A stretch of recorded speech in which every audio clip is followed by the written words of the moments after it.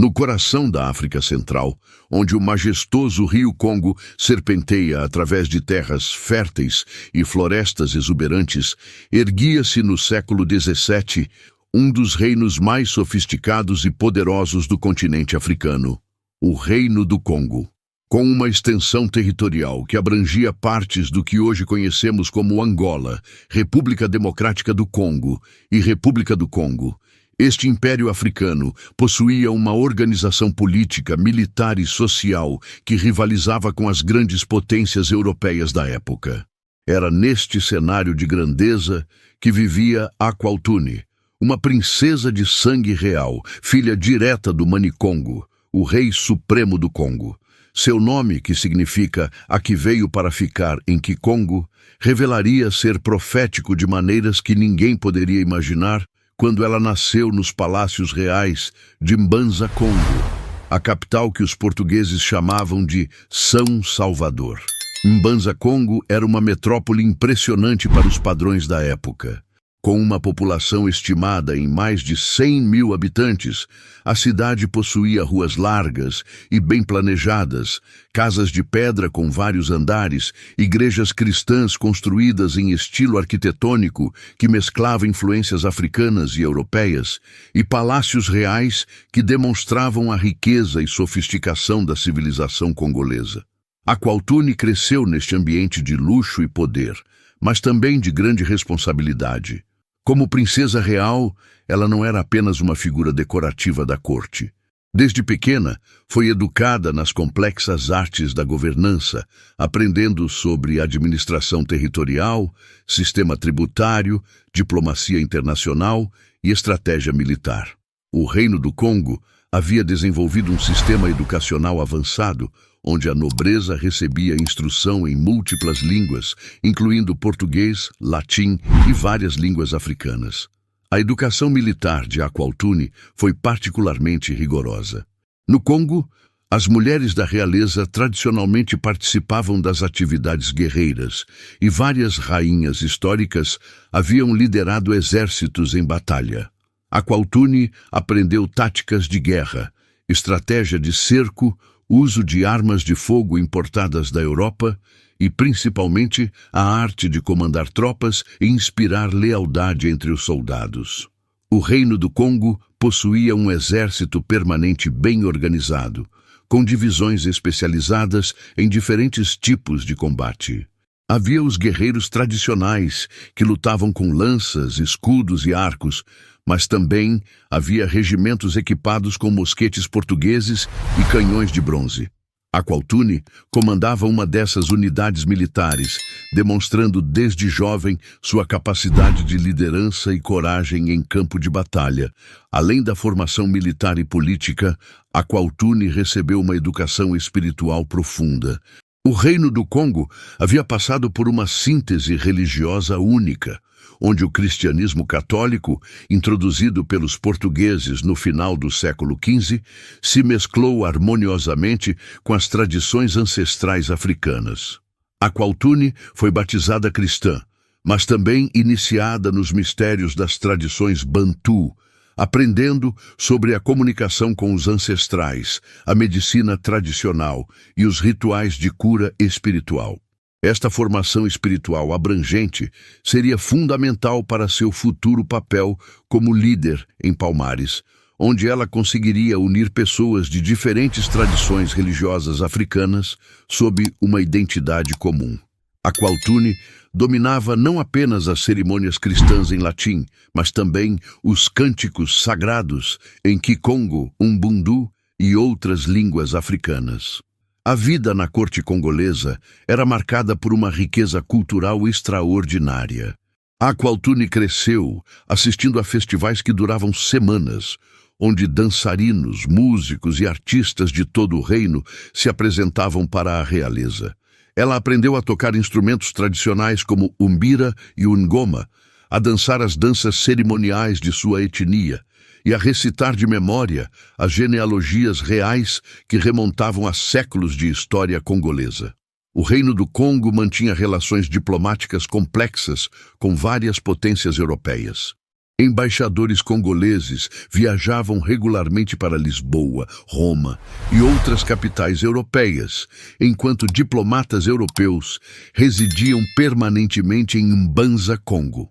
Aqualtune participava ativamente dessas atividades diplomáticas, aprendendo os protocolos internacionais e desenvolvendo uma compreensão sofisticada das dinâmicas políticas do mundo atlântico. Porém, por trás da grandeza e sofisticação do Reino do Congo, forças destrutivas estavam se acumulando.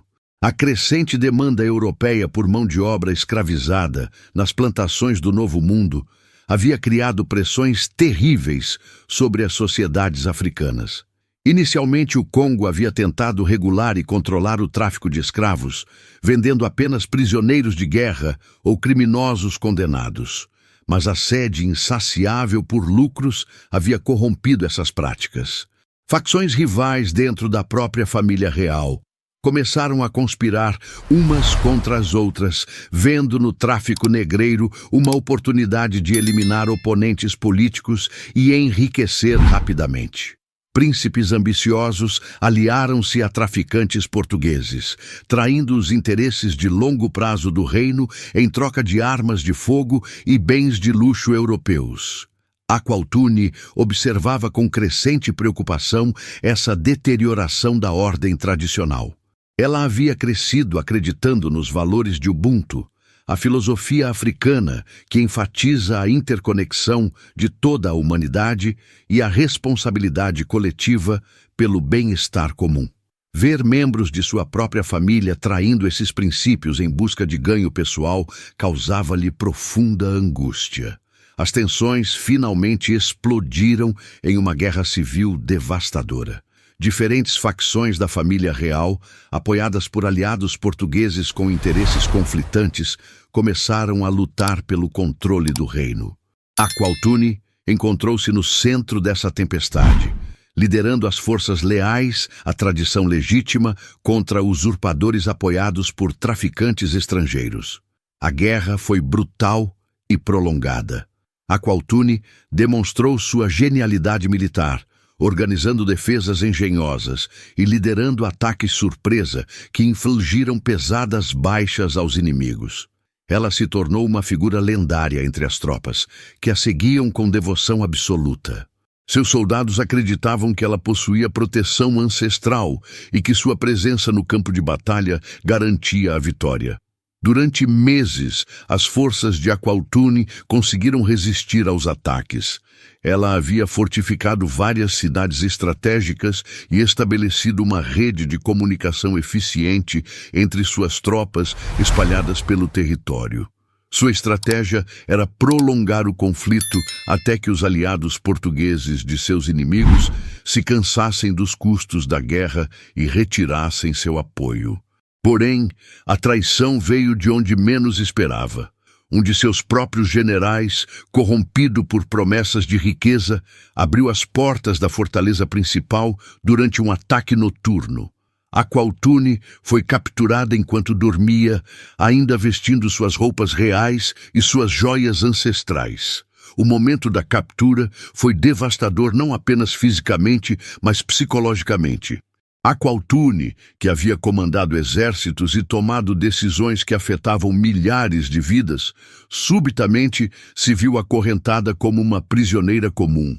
Suas joias reais foram arrancadas de seu corpo, suas roupas nobres foram substituídas por trapos grosseiros, e suas mãos, que antes empunhavam cetros de comando, foram presas por grilhões de ferro. A marcha da captura até a costa atlântica foi uma experiência que testou todos os limites da resistência humana. Aqualtune foi forçada a caminhar centenas de quilômetros, acorrentada junto com centenas de outros cativos, muitos dos quais haviam sido seus próprios súditos.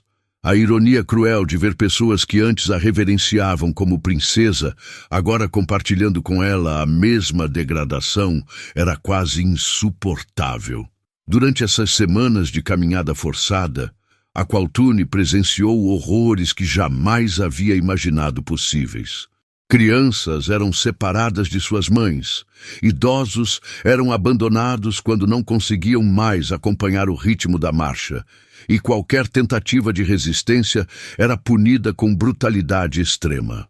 Ela viu culturas inteiras sendo destruídas, línguas sendo silenciadas e tradições milenares sendo apagadas com cada passo em direção aos navios negreiros. Mas foi durante essa jornada desesperadora que a Kwaltuni começou a demonstrar as qualidades de liderança que a tornariam lendária em Palmares.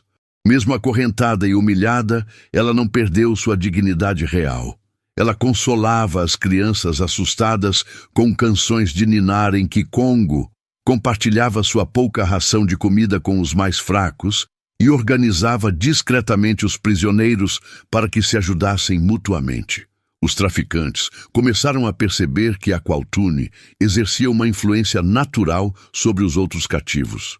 Eles notaram que quando ela falava, os outros prisioneiros se acalmavam e que sua presença parecia reduzir as tentativas de fuga e rebelião.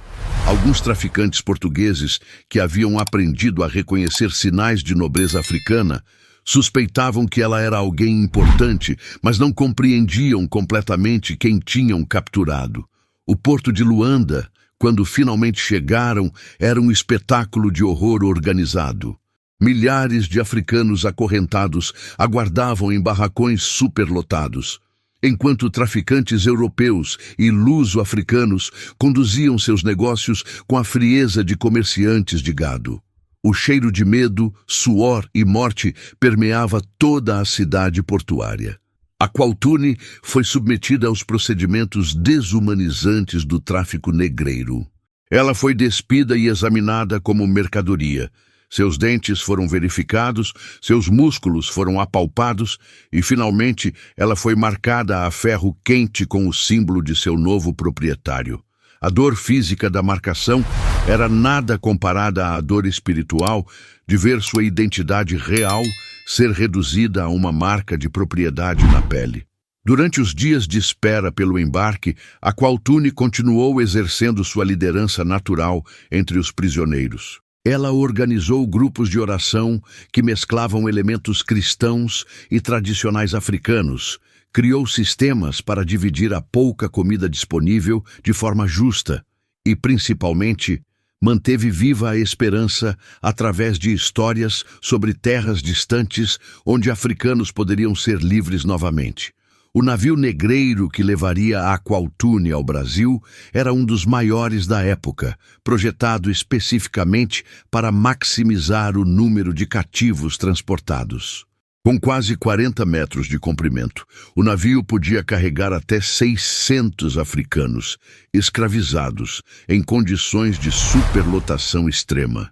A Kwaltuni foi empurrada para o porão, junto com centenas de outros prisioneiros, em um espaço tão apertado que mal conseguiam se mover.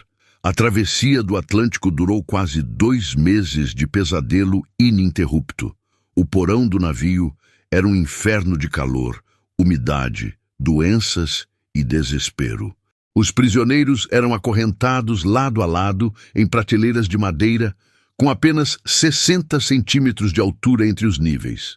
O cheiro de excrementos, vômito e corpos em decomposição era insuportável. Durante a viagem, a Kwaltuni presenciou e vivenciou todos os horrores do tráfico atlântico. Ela viu pessoas morrerem de desidratação, doenças tropicais e desespero.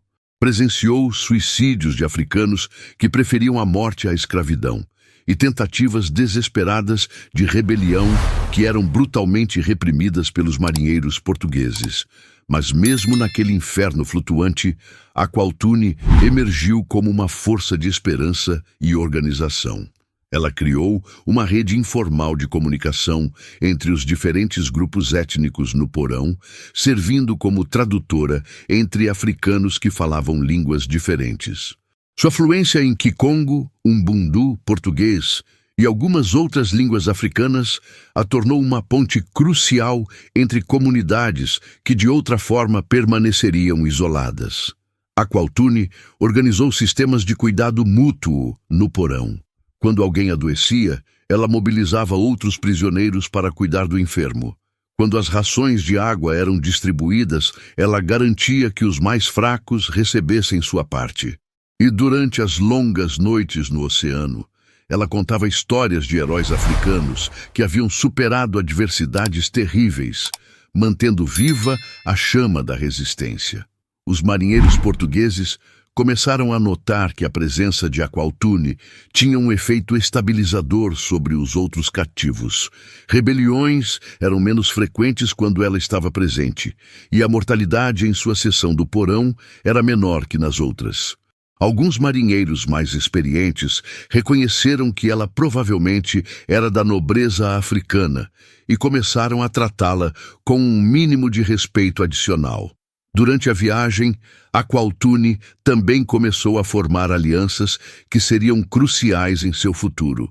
Ela identificou outros líderes naturais entre os prisioneiros, guerreiros experientes, curandeiros tradicionais, artesãos habilidosos, e começou a tecer uma rede de relacionamentos que transcendia as divisões étnicas tradicionais.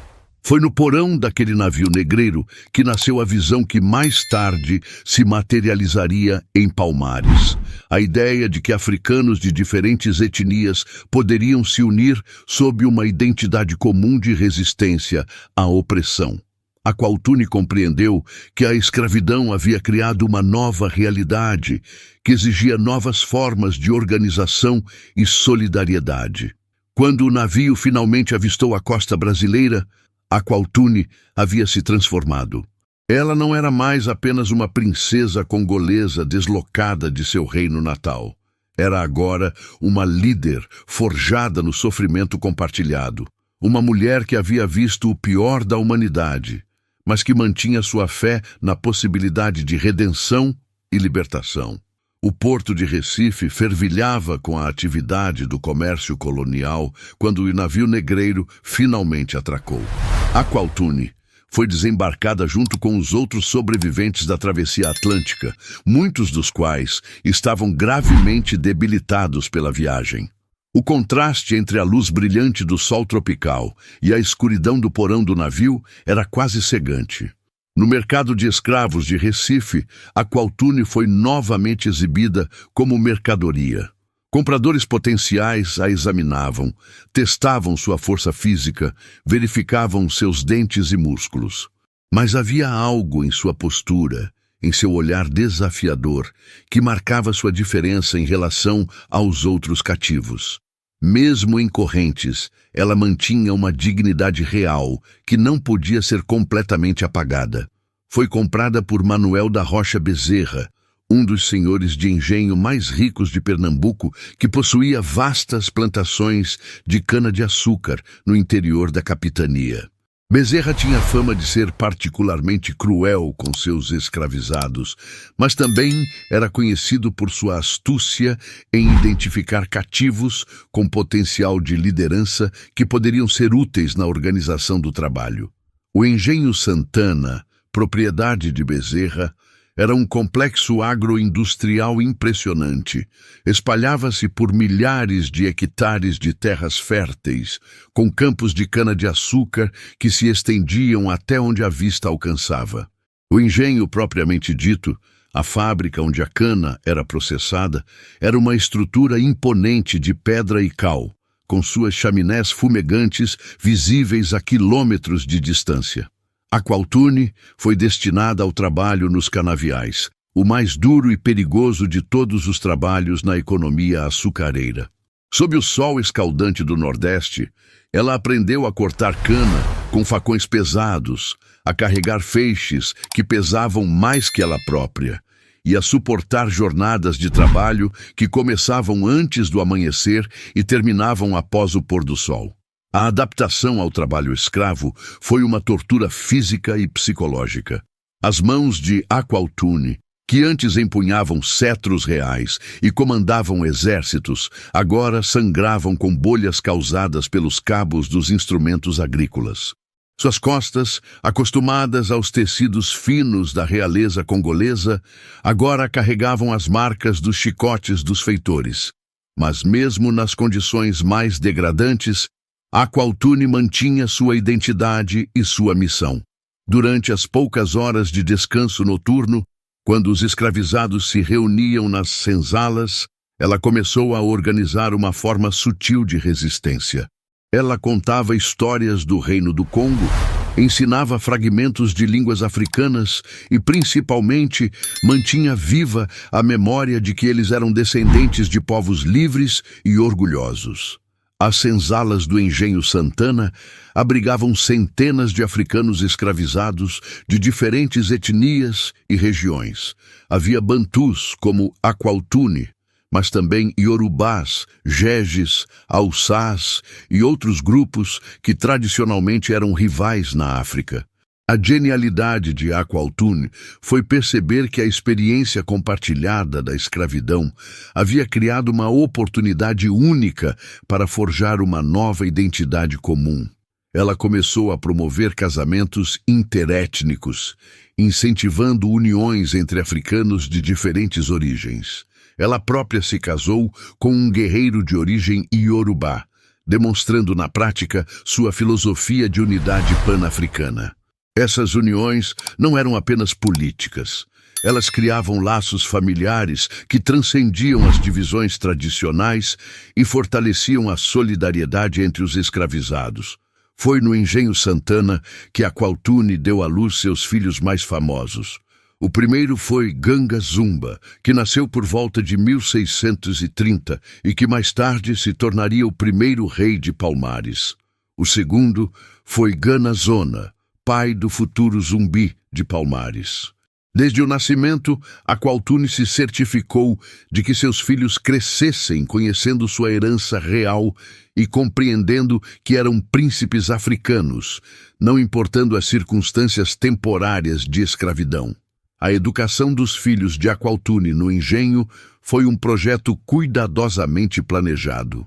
Durante as noites, longe dos olhos dos feitores, ela lhes ensinava a história do Reino do Congo, as técnicas de guerra que havia aprendido em sua juventude e, principalmente, as habilidades de liderança necessárias para comandar homens livres. Aqualtune também se tornou uma curandeira respeitada entre os escravizados. Ela havia trazido do Congo conhecimentos profundos sobre medicina tradicional africana, sabendo como usar plantas locais para tratar doenças e ferimentos. Sua reputação como curandeira lhe dava uma mobilidade especial dentro do engenho e lhe permitia visitar outras propriedades para tratar pacientes, criando assim uma rede de comunicação entre diferentes grupos de escravizados. Suas práticas de cura mesclavam elementos da medicina tradicional congolesa com conhecimentos sobre plantas brasileiras que ela aprendia com escravizados de outras regiões e até mesmo com indígenas que ocasionalmente visitavam o engenho. Ela desenvolveu tratamentos eficazes para malária, ferimentos de trabalho e as doenças tropicais que constantemente afligiam a população escravizada. Mas além da cura física, Aqualtune oferecia cura espiritual. Ela presidia cerimônias noturnas que mesclavam elementos do cristianismo com tradições africanas ancestrais. Essas cerimônias não eram apenas religiosas, eram também encontros políticos disfarçados, onde planos de resistência eram discutidos e redes de apoio eram fortalecidas. A inteligência de Aqualtune logo chamou a atenção dos administradores do engenho. Manuel da Rocha Bezerra, sempre atento a oportunidades de maximizar seus lucros, começou a utilizar Aqualtune como uma intermediária entre a administração portuguesa e a massa de trabalhadores escravizados. Ela foi promovida a uma posição de supervisão, responsável por organizar o trabalho de grupos de escravizados.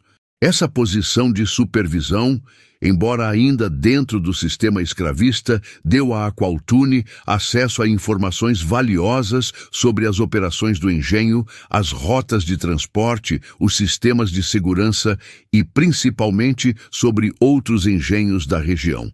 Ela usou essa posição estrategicamente, sempre coletando informações que poderiam ser úteis em futuros planos de fuga. Durante seus anos no Engenho Santana, Aqualtune testemunhou e experimentou todas as crueldades do sistema escravista brasileiro. Ela viu famílias sendo separadas, crianças sendo vendidas longe de suas mães e castigos corporais de uma brutalidade que desafiava a compreensão humana. Mas ela também viu a resistência cotidiana dos escravizados, pequenos atos de sabotagem, redes de proteção mútua e a preservação teimosa de tradições culturais africanas. A resistência no engenho tomava muitas formas. Havia a resistência passiva, trabalhar devagar, quebrar ferramentas acidentalmente, fingir doenças. Havia a resistência cultural, manter vivas as línguas africanas, praticar religiões tradicionais em segredo, preservar técnicas artesanais ancestrais. E havia também a resistência ativa, fugas individuais, formação de grupos de proteção mútua e o planejamento cuidadoso de rebeliões. Aqualtune se tornou o centro nevrálgico de todas essas formas de resistência. Sua experiência militar do Congo lhe dava credibilidade entre os guerreiros, sua realeza lhe conferia a autoridade natural e sua sabedoria espiritual lhe permitia unir pessoas de diferentes tradições religiosas.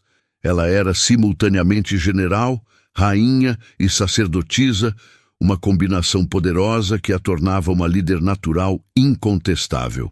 Durante esse período, Aqualtune também estabeleceu contatos com quilombos já existentes na Serra da Barriga. Escravizados fugitivos ocasionalmente visitavam o engenho para recrutar novos membros ou para trocar informações. Aqualtune se tornou um ponto de contato crucial nessa rede, ajudando a planejar fugas e fornecendo informações sobre as defesas dos engenhos. O momento decisivo chegou durante a invasão holandesa de Pernambuco, em 1630. O caos da guerra entre portugueses e holandeses criou uma oportunidade única para fugas em massa. As autoridades coloniais estavam focadas na guerra externa e relaxaram a vigilância sobre os engenhos. Foi nesse contexto que Aqualtune finalmente pôs em prática os planos de fuga que havia estado desenvolvendo há anos. A invasão holandesa de Pernambuco, em 1630, transformou completamente o cenário político e social da capitania. Os holandeses da Companhia das Índias Ocidentais haviam conquistado Olinda e Recife, estabelecendo o que ficaria conhecido como Brasil holandês. Para os portugueses, foi uma catástrofe militar e econômica. Para os africanos escravizados, foi uma oportunidade única de liberdade. Aqualtune, com sua experiência militar e conhecimento estratégico, imediatamente compreendeu que o caos da guerra criava uma janela de oportunidade que talvez não se repetisse por décadas. As tropas portuguesas estavam em retirada desordenada. Os holandeses ainda não haviam estabelecido controle efetivo sobre o interior, e os senhores de engenho estavam mais preocupados em proteger suas famílias e riquezas do que em vigiar seus escravizados. Os preparativos para a grande fuga começaram semanas antes da execução do plano. Aqualtune havia passado anos cultivando uma rede de contatos que se estendia por vários engenhos da região. Usando sua posição como curandeira respeitada, ela podia viajar entre propriedades diferentes, supostamente para tratar pacientes, mas na realidade para coordenar os preparativos da fuga coletiva. A logística da operação era complexa. Centenas de escravizados de diferentes engenhos precisavam ser coordenados para fugirem simultaneamente, evitando assim que a fuga de um grupo alertasse as autoridades sobre os planos dos outros. Armas precisavam ser obtidas ou fabricadas secretamente. Provisões tinham que ser acumuladas gradualmente para não despertar suspeitas, e rotas de fuga seguras precisavam ser estabelecidas. Aqualtune demonstrou sua genialidade militar na organização desses preparativos. Ela dividiu os fugitivos em pequenos grupos, cada um com um líder experiente e uma rota específica para a Serra da Barriga. Os grupos partiriam em momentos diferentes, mas convergiriam para o mesmo destino, usando trilhas conhecidas apenas pelos quilombolas que já habitavam a região. A fabricação de armas foi particularmente engenhosa. Os escravizados especializados em metalurgia, que trabalhavam na manutenção dos equipamentos dos engenhos, começaram a produzir secretamente pontas de lança, facas e até algumas armas de fogo primitivas.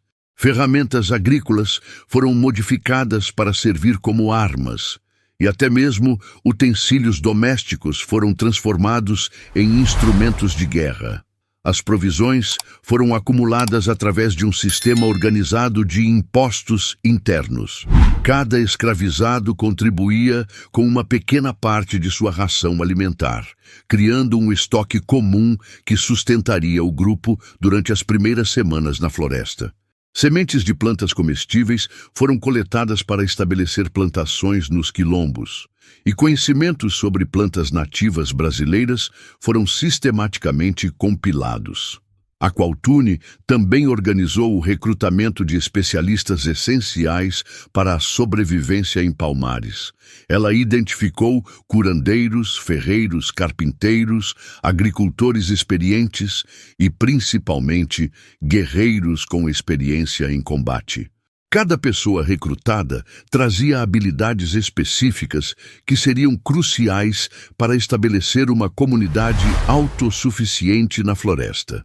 A coordenação entre os diferentes engenhos foi facilitada por uma rede de comunicação que Aqualtune havia desenvolvido ao longo dos anos. Mensagens eram transmitidas através de canções aparentemente inocentes, padrões de tambores que imitavam ritmos de trabalho e até mesmo através de arranjos específicos de objetos que pareciam aleatórios, mas que, na verdade, carregavam informações codificadas. Na noite escolhida para a fuga, tudo correu quase perfeitamente. Os grupos começaram a partir dos diferentes engenhos, em intervalos cuidadosamente planejados. Aqualtune liderou pessoalmente o maior grupo, que incluía seus filhos Gangazumba e Ganazona, então ainda adolescentes, mas já demonstrando as qualidades de liderança que herdariam de sua mãe. A jornada até a Serra da Barriga foi perigosa e extenuante. Os fugitivos precisavam viajar principalmente durante a noite para evitar detecção, atravessar rios sem pontes e navegar através de florestas densas, usando apenas trilhas conhecidas pelos quilombolas. Aqualtune utilizou suas habilidades de orientação militar para manter o grupo unido e em movimento, mesmo quando alguns fugitivos começavam a perder a esperança. Durante a viagem, Aqualtune também teve que lidar com conflitos internos entre fugitivos de diferentes etnias africanas. Antigas rivalidades tribais ameaçavam dividir o grupo exatamente quando a unidade era mais necessária. Ela usou sua autoridade real e sua sabedoria diplomática para mediar esses conflitos, sempre enfatizando que eles agora eram todos irmãos na luta contra a escravidão. A chegada à Serra da Barriga foi um momento de euforia e alívio indescritíveis. Após dias de caminhada através de territórios hostis, os fugitivos finalmente avistaram as montanhas cobertas de palmeiras que davam nome ao quilombo. Palmares já existia há várias décadas, fundado por escravizados fugitivos anteriores, mas a chegada do grupo de Aqualtune marcou o início de uma nova fase de crescimento e organização. O quilombo que Aqualtune encontrou era ainda uma comunidade relativamente pequena e desorganizada. Havia talvez algumas centenas de moradores, vivendo em cabanas dispersas e sobrevivendo principalmente através de caça, pesca e pequenas plantações. A organização social era rudimentar e havia pouca coordenação entre os diferentes grupos de fugitivos que haviam chegado em momentos diferentes. Aqualtune imediatamente percebeu que sua experiência administrativa real seria crucial para transformar Palmares de um simples esconderijo de fugitivos em uma verdadeira nação africana livre. Ela começou a implementar sistemas de organização que havia aprendido no Reino do Congo, adaptados às realidades específicas da situação brasileira. A chegada de Aqualtune marcou o início da transformação de Palmares de um quilombo relativamente pequeno e desorganizado na maior república de africanos livres das Américas. Com sua experiência real na administração do Reino do Congo e seu profundo conhecimento de estratégia militar, ela imediatamente começou a implementar reformas que revolucionariam a organização social, política e militar do quilombo. A primeira prioridade de Aqualtune foi estabelecer uma estrutura de governo eficiente. Ela havia observado no Reino do Congo como diferentes níveis de autoridade podiam funcionar harmoniosamente e trouxe esses conhecimentos para Palmares. Ela criou um sistema de conselhos locais para cada aldeia, com representantes eleitos pelos próprios moradores, mas subordinados a uma autoridade central que garantia coordenação e unidade. O sistema político que Aqualtune ajudou a desenvolver em Palmares era notavelmente democrático para os padrões da época. Diferentemente dos reinos africanos tradicionais, onde a autoridade era principalmente hereditária, em Palmares a liderança era baseada no mérito, na sabedoria demonstrada e na capacidade de servir à comunidade. Mesmo quando seu filho Ganga Zumba se tornou rei, isso aconteceu porque ele havia provado sua competência, não simplesmente por direito de nascimento. A organização militar de Palmares foi outra área onde a experiência de Aqualtune foi fundamental. Ela estabeleceu um exército permanente bem treinado, mas também organizou milícias locais em cada aldeia. Todo adulto em Palmares recebia treinamento militar básico, mas havia unidades especializadas de guerreiros profissionais que podiam responder rapidamente a ameaças externas. As táticas militares que Aqualtune introduziu em Palmares mesclavam estratégias que ela havia aprendido no Congo com técnicas de guerra de guerrilha adaptadas ao ambiente da Mata Atlântica brasileira. Ela estabeleceu sistemas de sentinelas e comunicação que permitiam que avisos de ataques fossem transmitidos rapidamente por todo o território palmarina. Também criou esconderijos secretos e rotas de fuga que poderiam ser usados se a defesa principal fosse comprometida. A economia de Palmares foi revolucionada sob a influência de Aqualtune. Ela trouxe conhecimentos agrícolas avançados do Congo, incluindo técnicas de irrigação, rotação de culturas e métodos de preservação de alimentos. Palmares rapidamente se tornou autossuficiente em produção alimentar e até mesmo começou a gerar excedentes que eram comercializados com aldeias portuguesas vizinhas. A agricultura palmarina era impressionantemente diversificada. Havia plantações de milho, feijão, mandioca, cana-de-açúcar e dezenas de outras culturas. Aqualtune incentivou a experimentação com plantas trazidas da África como o inhame, quiabo e dendê, criando uma síntese culinária única que mesclava tradições africanas, indígenas e portuguesas. Hortas comunais forneciam vegetais e ervas medicinais, enquanto pomares produziam frutas tropicais. A criação de animais também floresceu em Palmares. Havia rebanhos de porcos, cabras e galinhas, além de uma próspera apicultura que fornecia mel e cera. A caça e a pesca complementavam a dieta, com grupos especializados que conheciam intimamente os padrões migratórios dos animais da região e os melhores locais para a pesca nos rios locais.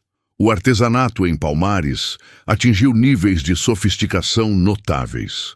Aqualtune incentivou artesãos especializados a desenvolver suas habilidades e a treinar aprendizes.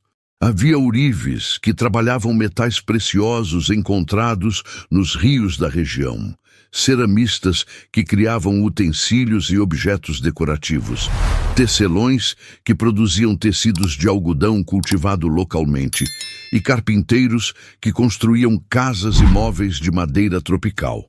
A metalurgia foi particularmente importante tanto para ferramentas agrícolas quanto para armas.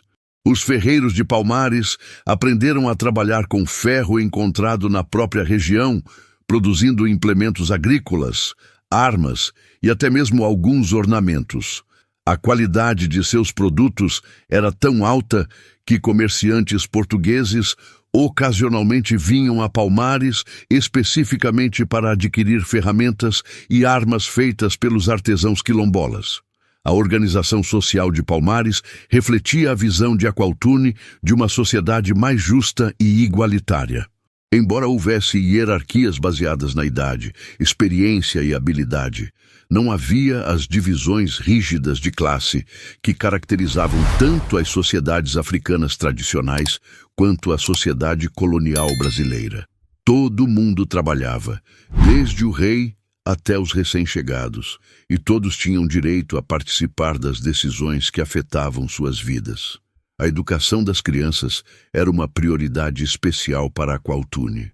Ela estabeleceu escolas onde as crianças palmarinas aprendiam não apenas habilidades práticas necessárias para a sobrevivência, mas também a história e as tradições de seus antepassados africanos. As crianças cresciam falando múltiplas línguas africanas além do português e conheciam as histórias dos grandes reinos de onde seus pais haviam vindo. A preservação da memória cultural africana era vista como uma forma de resistência. Aqualtune organizou festivais regulares onde diferentes tradições africanas eram celebradas, criando uma identidade cultural pan-africana única. Dançarinos, músicos e contadores de histórias de diferentes etnias se apresentavam juntos, criando sínteses artísticas que não existiam na África, mas que se tornaram distintivamente palmarinas. A religião em Palmares era outro reflexo da visão inclusiva de Aqualtune. Ela presidia cerimônias que mesclavam elementos do cristianismo, das religiões tradicionais africanas e até mesmo de algumas tradições indígenas. Essa síntese religiosa não era superficial. Era uma tentativa genuína de criar uma espiritualidade que falasse as experiências únicas dos africanos livres no Novo Mundo. O sistema de justiça em Palmares era baseado em princípios de Ubuntu que Aqualtune havia trazido do Congo. Em vez de punições puramente punitivas, o foco era na restauração da harmonia comunitária e na reabilitação dos infratores. Casos sérios eram julgados por conselhos de anciãos, mas a maioria dos conflitos era resolvida através de mediação e compensação. As mulheres em Palmares tinham um status consideravelmente mais alto do que na sociedade colonial brasileira, ou mesmo em muitas sociedades africanas tradicionais. Aqualtune, como matriarca respeitada, serviu de modelo para outras mulheres que assumiram posições de liderança em várias áreas da vida palmarina. Havia mulheres comandantes militares, curandeiras influentes e artesãs respeitadas. O comércio com o mundo exterior era cuidadosamente regulado, mas economicamente importante. Palmares mantinha relações comerciais com portugueses, holandeses e até mesmo com piratas que ocasionalmente visitavam a costa brasileira. Esses contatos comerciais forneciam acesso a produtos que não podiam ser produzidos localmente, como sal, ferramentas de metal mais avançadas e algumas armas de fogo. A diplomacia era outra área onde a experiência real de Aqualtune foi valiosa. Ela ajudou a negociar tratados com tribos indígenas locais, estabeleceu relacionamentos com outros quilombos menores e até mesmo conduziu negociações com autoridades coloniais durante períodos de trégua. Sua experiência nas complexidades da diplomacia internacional no Reino do Congo a preparou bem para navegar nas águas perigosas da política colonial brasileira. Durante décadas, Aqualtune foi uma das figuras mais respeitadas e influentes em Palmares. Mesmo quando formalmente cedeu o poder para a geração mais jovem, ela continuou sendo consultada sobre todas as decisões importantes. Sua palavra carregava o peso da sabedoria acumulada e da experiência vivida, e mesmo os guerreiros mais jovens e impulsivos raramente desafiavam seus conselhos. Os últimos anos de vida de Aqualtune em Palmares foram marcados pela consolidação de seu maior legado, a transformação de uma coleção heterogênea de fugitivos em uma nação verdadeiramente unificada e próspera. Quando ela chegou à Serra da Barriga, encontrou grupos dispersos de africanos que mantinham suas identidades étnicas separadas e muitas vezes conflitantes.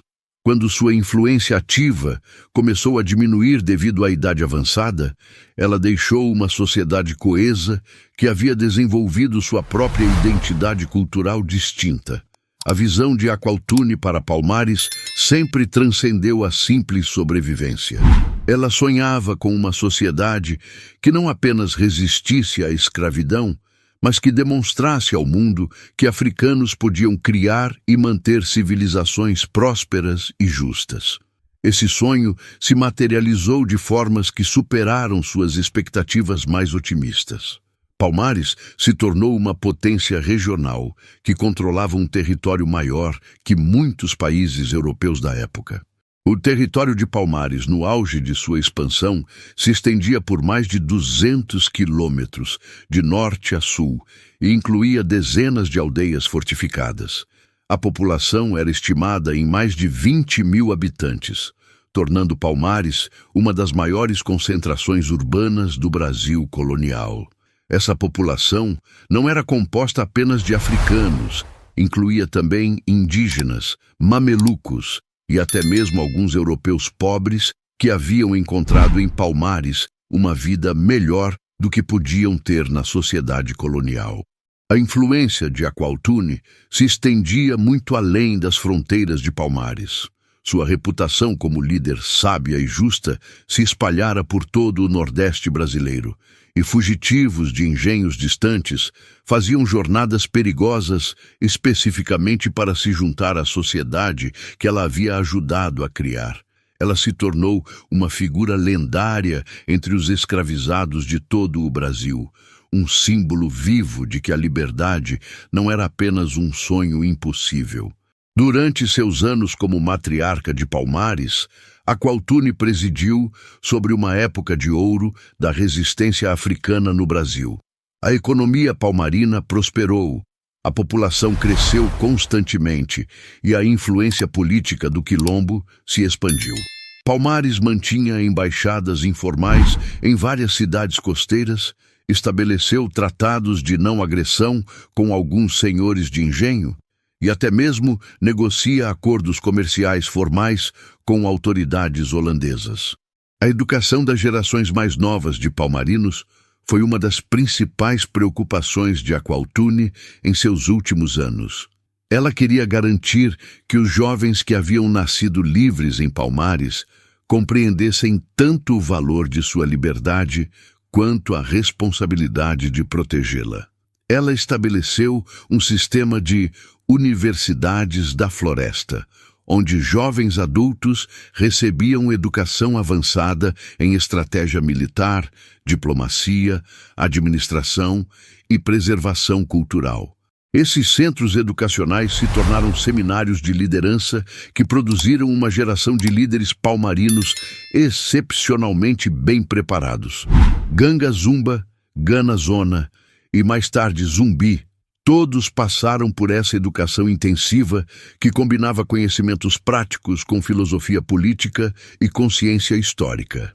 Aqualtune queria que seus sucessores compreendessem não apenas como governar Palmares, mas como perpetuar os valores de justiça e dignidade que fundamentavam a sociedade palmarina. A influência de Aqualtune também se manifestou na criação de uma cultura distintamente palmarina, que mesclava tradições de toda a diáspora africana.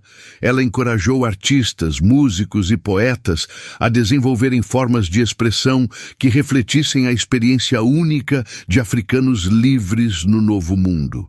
Nasceram novos estilos musicais, formas de dança, tradições culinárias e até mesmo uma literatura oral que celebrava os heróis e as vitórias palmarinas. Os festivais anuais que Aqualtune organizava se tornaram eventos de importância continental. Representantes de quilombos de toda a América do Sul viajavam para Palmares para participar dessas celebrações, que serviam como conferências informais de líderes da resistência africana. Estratégias eram compartilhadas, alianças eram fortalecidas e a visão de Aqualtune de uma rede pan-americana de comunidades africanas livres começava a se materializar. A diplomacia externa de Palmares, sob a influência de Aqualtune, era notavelmente sofisticada. Ela mantinha correspondência com líderes quilombolas em outras partes do Brasil e até mesmo em outras colônias americanas. Essas cartas, escritas em múltiplas línguas e códigos secretos, criavam uma rede de comunicação que permitia coordenação entre diferentes focos de resistência africana. Aqualtune também estabeleceu relações com potências europeias rivais, sempre procurando formas de jogar os interesses conflitantes dos colonizadores uns contra os outros. Durante o período holandês em Pernambuco, ela negociou tratados que garantiam certa autonomia para Palmares, em troca de neutralidade nos conflitos entre holandeses e portugueses. Mais tarde, ela usou essas mesmas táticas diplomáticas com franceses e ingleses, que ocasionalmente visitavam a costa brasileira. A economia de Palmares, durante os anos de liderança de Aqualtune, se tornou impressionantemente diversificada e sofisticada. Além da agricultura e do artesanato tradicionais, Palmares desenvolveu indústrias de mineração, processamento de alimentos e até mesmo de construção naval. Pequenos navios, construídos em estaleiros palmarinos, navegavam pelos rios da região, transportando mercadorias e mensagens entre diferentes partes do território quilombola. O sistema monetário de Palmares era outro reflexo da visão progressista de Aqualtune. Em vez de depender exclusivamente do escambo, Palmares desenvolveu uma moeda própria baseada em pedaços de metal padronizados. Essa moeda circulava não apenas dentro de Palmares, mas também era aceita por comerciantes em várias cidades costeiras, demonstrando o prestígio econômico que o quilombo havia atingido. A medicina em Palmares se tornou notavelmente avançada sob a orientação de Aqualtune e outros curandeiros experientes.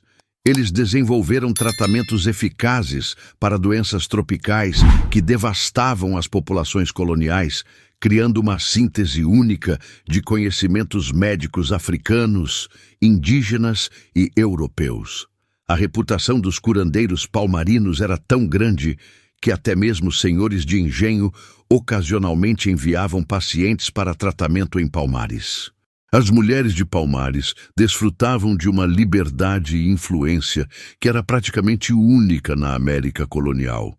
Seguindo o exemplo de Aqualtune, muitas mulheres assumiram posições de liderança em diferentes aspectos da sociedade palmarina. Havia mulheres comandantes militares, juízas, embaixadoras e líderes espirituais. Essa igualdade de gênero relativa se tornou uma das características mais distintivas e progressistas de Palmares. A religião em Palmares, sob a influência de Aqualtune, desenvolveu características únicas que mais tarde influenciariam tradições religiosas afro-brasileiras em todo o país. Ela criou sínteses que honravam tanto as tradições ancestrais africanas quanto a realidade da experiência americana, estabelecendo precedentes que seriam seguidos por gerações de líderes espirituais afro-brasileiros. Quando Aqualtune finalmente morreu, provavelmente na década de 1670, sua morte foi lamentada não apenas em Palmares, mas em comunidades africanas por todo o Brasil colonial. Mensageiros levaram a notícia de sua morte para quilombos distantes, onde cerimônias memoriais foram realizadas em sua honra. Ela havia se tornado mais que uma líder local. Era um símbolo continental da dignidade e da capacidade africanas. O funeral de Aqualtune, em Palmares, foi um evento de importância histórica. Representantes de dezenas de comunidades quilombolas viajaram para participar das cerimônias, que duraram uma semana inteira. Diferentes tradições africanas foram representadas nos rituais, criando uma síntese funerária que honrava tanto sua herança congolesa específica quanto sua identidade pan-africana mais ampla. Após sua morte, Aqualtune foi deificada na religião popular palmarina. Ela se tornou uma ancestral venerada, cujos conselhos eram buscados através de cerimônias espirituais. Essa tradição de veneração ancestral se espalhou para outras comunidades quilombolas e, eventualmente, influenciou o desenvolvimento de religiões afro-brasileiras como o candomblé e a umbanda. Os ensinamentos de Aqualtune continuaram influenciando a política palmarina muito depois de sua morte. Seus sucessores, especialmente Ganga Zumba e mais tarde Zumbi, constantemente se referiam aos seus precedentes e filosofias ao tomar decisões importantes. A sabedoria que ela havia acumulado durante décadas de liderança se tornou uma parte permanente da tradição política palmarina. A influência de Aqualtune na organização militar de Palmares foi duradoura. As táticas que ela havia desenvolvido continuaram sendo usadas eficazmente contra expedições punitivas portuguesas por décadas após sua morte. Seus métodos de treinamento militar, suas estratégias de fortificação e seus sistemas de comunicação militar se tornaram parte integral da cultura militar palmarina. Mesmo após a eventual queda de Palmares em 1694, o legado de Aqualtune não morreu. Os sobreviventes da destruição final do Quilombo levaram consigo suas histórias, seus ensinamentos e sua visão de uma sociedade africana livre e justa. Esses sobreviventes fundaram novos quilombos por todo o Brasil, cada um carregando um pouco do DNA cultural que Aqualtune havia ajudado a criar. Durante o século XVIII, histórias sobre Aqualtune se espalharam por toda a diáspora africana nas Américas. Ela se tornou uma figura lendária não apenas no Brasil, mas também em outras colônias, onde africanos escravizados lutavam por liberdade. Sua história inspirou rebeliões, fortaleceu a resistência cultural e manteve viva a esperança de que a liberdade era possível. No século XIX, quando o movimento abolicionista brasileiro ganhou força, Aqualtune foi redescoberta como um símbolo histórico poderoso. Intelectuais negros e aliados brancos usaram sua história para argumentar que africanos não eram naturalmente submissos, mas que possuíam tradições profundas de liderança e autogovernança. Sua biografia se tornou uma arma na batalha ideológica contra a escravidão. Durante o século XX, especialmente durante o movimento de consciência negra das décadas de 1960 e 1970, Aqualtune foi redescoberta por uma nova geração de ativistas. Sua história se tornou um símbolo da resistência histórica africana e da capacidade de liderança das mulheres negras. Escolas, ruas e organizações foram nomeadas em sua honra. Hoje, no século XXI, Aqualtune é reconhecida como uma das figuras mais importantes da história brasileira. Ela representa não apenas a resistência à escravidão, mas também a capacidade africana de criar sociedades justas e prósperas. Sua história é ensinada em escolas, celebrada em festivais culturais e invocada por movimentos de justiça social contemporâneos. A história de Aqualtune nos ensina que a verdadeira nobreza não reside em títulos ou palácios, mas na capacidade de elevar outros e lutar pela justiça. Ela provou que é possível manter dignidade e identidade mesmo nas circunstâncias mais adversas, e que o verdadeiro poder está na capacidade de unir e inspirar outros na luta por um mundo mais justo.